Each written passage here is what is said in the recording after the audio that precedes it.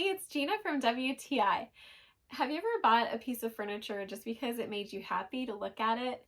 That's how I felt about this ottoman from Homepop. It's velvet tufted and it's so cute, and I knew I just had to have it when I saw it. For one thing, it has storage, which is huge for me and my husband because we live in a small home.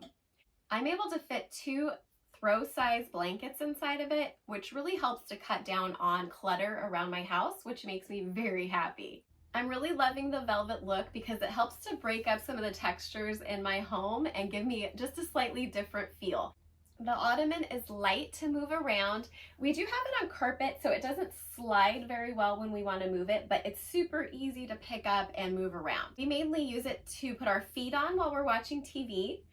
I like that there's some attention to detail with this ottoman, like the piping around the lid and the tufted buttons on top. It really just gives it a nice finished look. I also appreciate that underneath the lid, there's some stops that keep it from falling off while you're moving it. I really am enjoying the color. It's kind of an avocado throwback to the 60s, which I just love.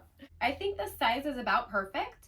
It will fit both me and my husband's feet on it when we're just relaxing on the couch. I truly believe that I found the perfect retro piece for our living room.